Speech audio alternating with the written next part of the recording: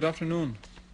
Vice Prime Minister, Minister of Foreign Affairs and Expatriates Walid al-Moallem extended thanks to both the Russian people and its leadership, pointing out that he was authorized by President Al-Assad to convey thanks to the Russian people, the Russian President Vladimir Putin and Foreign Minister Sergei Lavrov for their principled stance taken by Federal Russia and its adherence to the UN Charter and the international law, which led to prevent the foreign intervention, especially the military one in Syria, like what happened in Libya.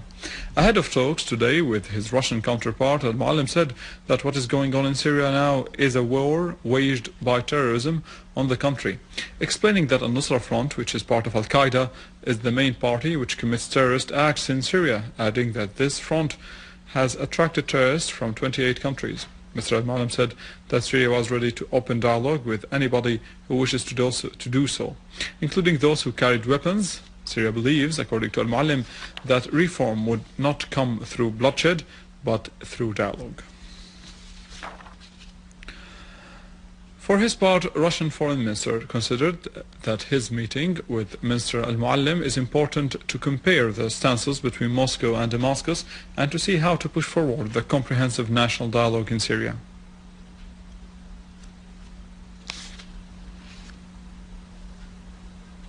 In a speech in the Diplomatic Academy in Moscow, the Russian Foreign Minister Sergei Lavrov said that the role of the Middle East and the Islamic world in the Russian foreign policy is not witnessing any retreat.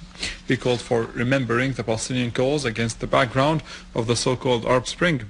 He recalled Russia's meeting with the Arab League in Moscow last week within the context of strategic dialogue. He considered the priority of this region assured through Moscow's vision of building relations with the Arab League.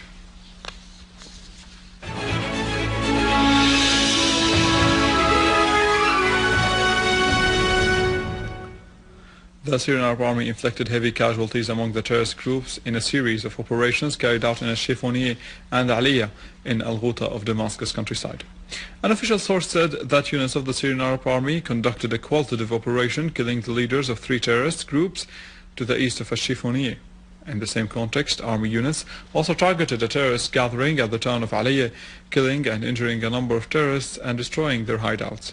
In the far of Rima and Ras al-Ma'arra in Damascus countryside, units of the Syrian Arab Army killed many terrorists and injured several others, destroying their vehicles.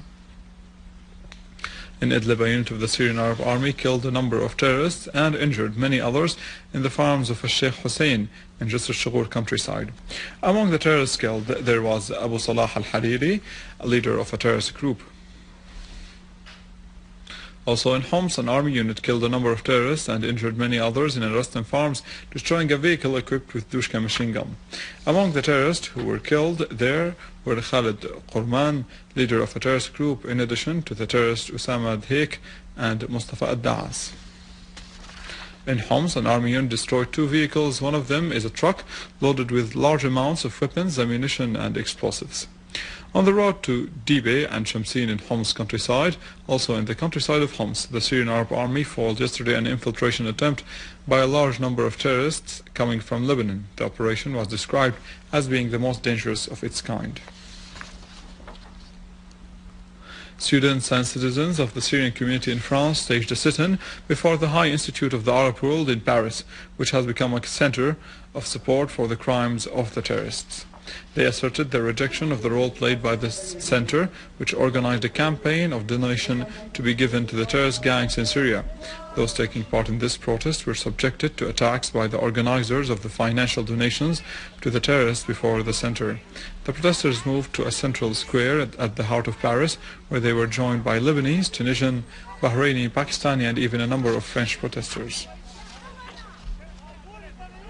A source in the Russian military staffs announced that vessels from the 3 Russian naval fleets in the Baltic, Black and North Seas will be deployed permanently within the operating formations in the Mediterranean Sea starting from 2015.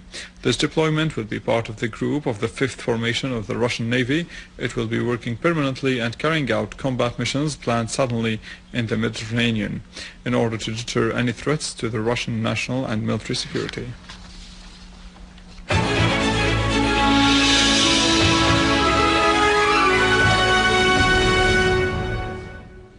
funeral of the Palestinian prisoner Arafat Jaradat in the West Bank city of Hebron has turned into bloody confrontations between thousands of Palestinian mourners and the Israeli forces of occupation.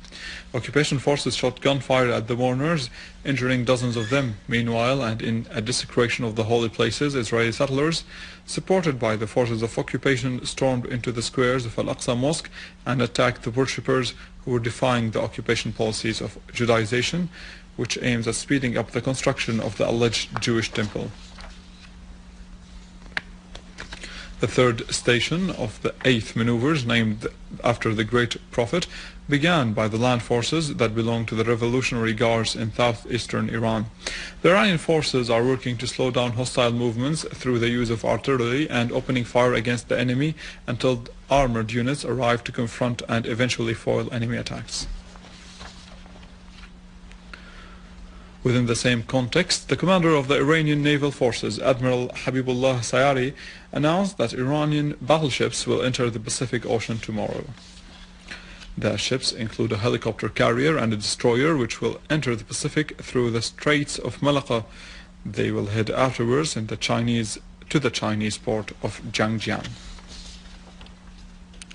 Iranian President Mahmoud Ahmadinejad asserted the importance of developing good relations between Tehran and countries of the region, especially the Gulf countries.